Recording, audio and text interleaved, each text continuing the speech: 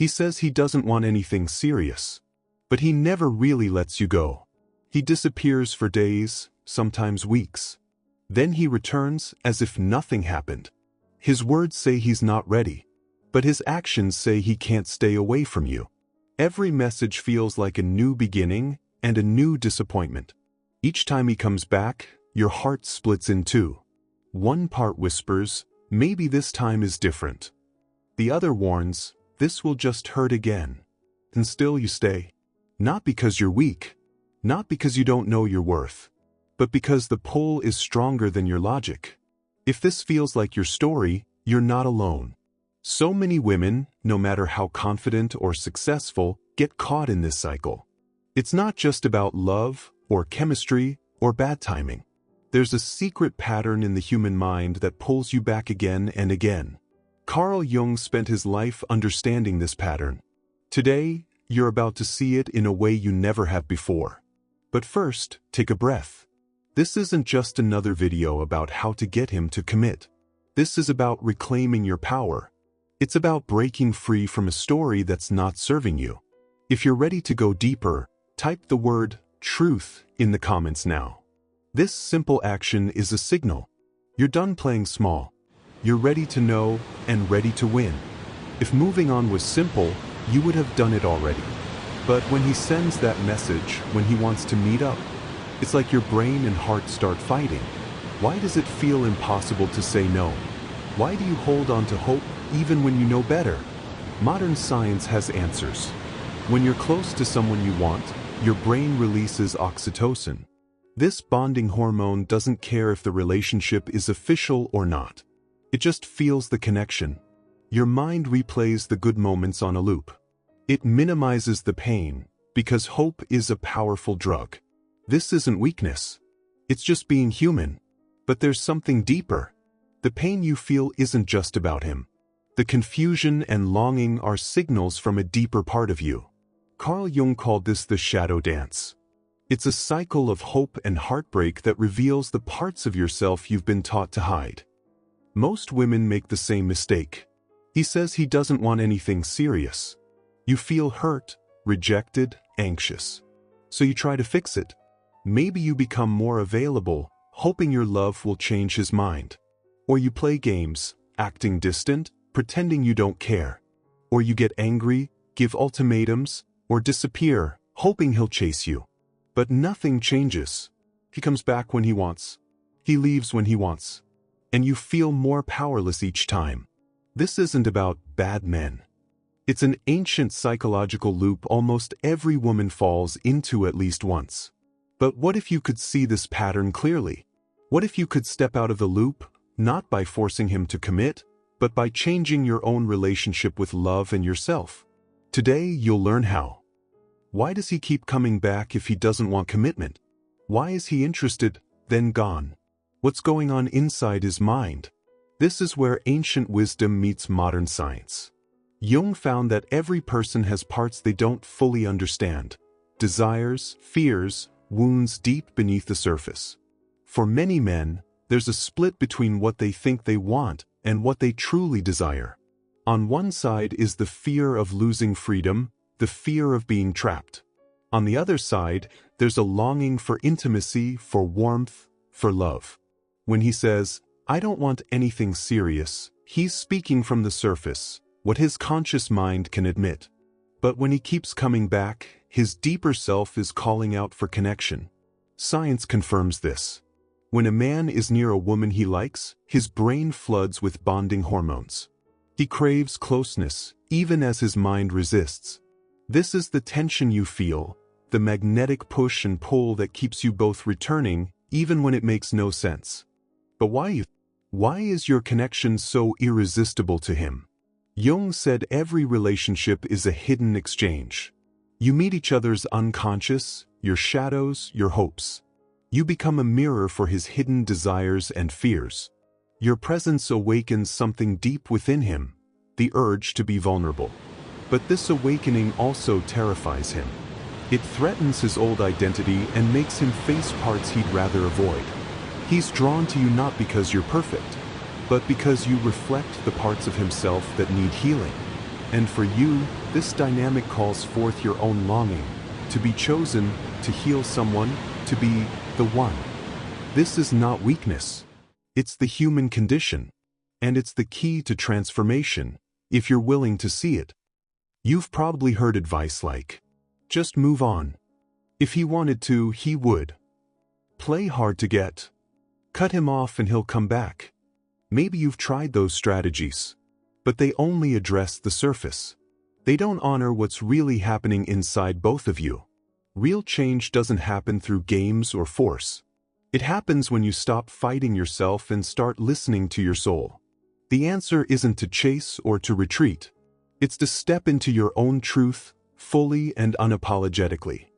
What does this look like? It starts with what I call magnetic presence. Magnetic presence draws people toward you, not because you play games, but because you are grounded, authentic, and know your worth. When you are in this state, you don't abandon yourself for anyone. You don't beg or plead for love. You don't shrink to fit someone else's limitations. You show up as your full self, clear about your desires, calm in your boundaries, open to connection, but never desperate. This is the energy everyone finds irresistible. It's the energy of someone who is willing to walk away from anything that doesn't honor their spirit. So how do you shift from anxious waiting to magnetic presence? Step 1. Acknowledge the truth. He is allowed to not want commitment. You are allowed to want more. Step 2. Reclaim your power. Stop making his confusion the center of your story. Ask, what do I want? Step 3. Set clear boundaries, not from anger, but from clarity and self-respect. Say, I care about you and I love spending time together, but I'm only available for relationships that are moving toward commitment. If that's not where you are, that's okay. But I'll need to create space for what I really want. Step 4. Release attachment to the outcome. Let go of needing him to change. Instead, focus on your own life, your growth, your happiness. Step 5. Trust the process. When you embody magnetic presence, you naturally draw in people who are ready for what you offer. Those who aren't, they fall away, not because you forced them, but because you've raised your standards. You might think, but what if I do all this and he never comes back? What if I lose him forever? You were never meant to win by making someone change. You win by becoming so fully yourself that you attract people who are ready for the love you give. The wise women of every culture knew this. Real feminine power is not in chasing or controlling, but in holding space for yourself and your desires. Science agrees. When you stop operating from fear, your brain rewires itself. You become less reactive, more present, and more magnetic to real connection. Think about it. How often have you given someone else the power to decide your happiness? How many times have you put your dreams or your peace on hold for someone unsure of you? It's not your fault. Culture teaches women that love is something you earn or wait for. But what if real love only arrives when you stop waiting for someone else to choose you and start choosing yourself? That's what Jung called individuation, becoming whole. It happens when you reclaim the parts you've abandoned for the sake of love or approval. Those moments you ignored your intuition or silenced your needs, those are invitations to become who you really are. When you become whole, you become infinitely more attractive, not just to men, but to life itself. Jung spoke of the shadow, not just as something negative, but as a hidden source of power. Every relationship has a shadow between you. All the unspoken fears, unmet expectations, and desires. When he says, I don't want anything serious, he may not know why. It could be an old wound, a fear, a belief that love is dangerous. And for you, wanting to be the one who changes him may come from your own wounds. But when you look at this shadow, not with blame but with curiosity, something shifts. You become conscious. You stop acting out of old wounds and start relating with awareness. The real work isn't fixing him. It's facing yourself. Non-attachment doesn't mean you don't care. It means you care so much about your own well-being, you won't settle for less. You can love with an open heart, but without chasing or demanding. Jung called this holding the tension of the opposites. You hold your desire for connection and your self-respect, both at the same time. You stand tall in the mystery, willing to see what unfolds, but never betraying yourself. When he says, "I'm not looking for anything serious, but I want to see you," respond with your truth.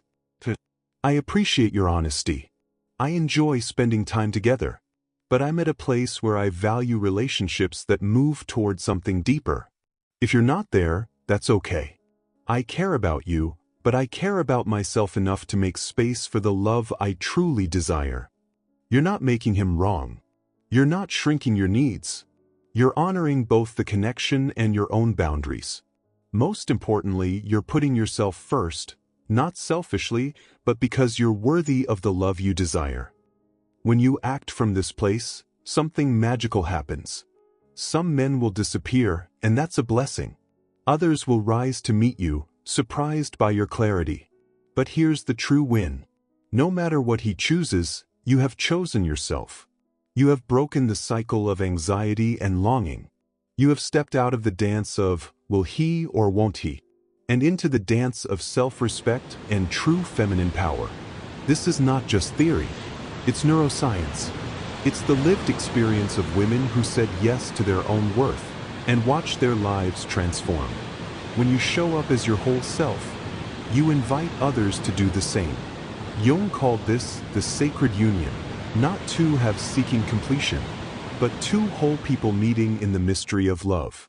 Real love is not about erasing your needs. It's about two people standing in truth, willing to transform together. Sometimes the transformation happens in the relationship. Other times it's in letting go. Either way, you win, because you'll never abandon yourself for love again. Pause and ask yourself, where have I settled for less than I deserve? Where have I given my power away to someone else's indecision? What would it feel like to choose myself, even if it means walking away? If this resonates, share your truth in the comments. Type truth if you're ready to reclaim your power. Share your story. Your journey will inspire someone else. If you know a friend stuck in this painful cycle, send them this message. We rise together. And if you're ready to go even deeper, keep watching. The next chapter of your journey is about to begin. Imagine waking up and realizing the cycle is over. No more checking your phone in anxious hope. No more analyzing every message or silence. No more bargaining with yourself. You move through your day with quiet strength. You are no longer defined by someone else's confusion. Your worth isn't decided by anyone else. This is the freedom that comes from claiming your own story. Healing isn't closing your heart. It's opening your heart to yourself first. Honor every part of your journey, the hope, the pain, the lessons. Forgive yourself for the times you stayed too long. See your sensitivity as your superpower. Jung taught that every wound is also a source of potential. When you choose yourself, you set a new standard for love. You say to the universe, this is what I am available for. I am done settling for breadcrumbs. Then you begin to attract not just new relationships, but new opportunities and joy. Because your energy has changed. You radiate wholeness, not lack. When you step into your own power, you change your life and the lives of those around you. Your friends might see you raise your standards and do the same. Your sister might find the courage to walk away too. Even your children learn what it means to choose themselves. This is how healing spreads in the world. It starts with one woman deciding, no more. I am enough. I am worthy of real love. Let that woman be you. Science shows that breaking old patterns rewires your brain. Each time you choose self-respect, you build new pathways. You become the woman who expects and receives more. It's not magic. It's biology. And it's soul work. Every conscious choice brings you closer to your true self. If after you set boundaries, he comes back, what then? Meet him with honesty, never with self-abandonment. Listen to his words. Watch his actions. Ask, does this match what I want? You don't have to close your heart. Just keep it open to yourself first. If his actions don't meet your standards, let him go with love. The miracle is, you don't need him to feel whole. You are your own source of happiness. One of Jung's lessons is that transformation happens in the space between stimulus and response. When he reaches out, you have a choice. React from old patterns, or respond from your new center. Non-reactivity isn't coldness. It's mastery. It means you feel everything but are controlled by nothing. When you master this, you become unshakable. People sense this. You become the woman who cannot be manipulated or thrown off her path. This is magnetic presence in action. You are not alone. Right now, thousands of women are waking up to this new way of being. They are choosing themselves. They are healing old patterns, not just for themselves, but for generations. Share your journey in the comments. Let's create a wave of stories and victories. Your courage lights the way for someone else. We are changing what love looks like one honest step at a time. The path ahead isn't always clear. You will doubt. You will feel lonely at times. You might be tempted by old habits. That's normal. But now you have tools, insight, and community. You know uncertainty is a sign of growth. You are on a journey to become love, not to find it, but to be it. This is the path of the wise woman, the sovereign, the new feminine leader. Let's get real about what changes when you choose yourself. You don't just feel better. You become better. You trust your intuition. You stop living for someday and start living now. Your standards rise, not from arrogance, but from self-respect. You stop apologizing for your needs.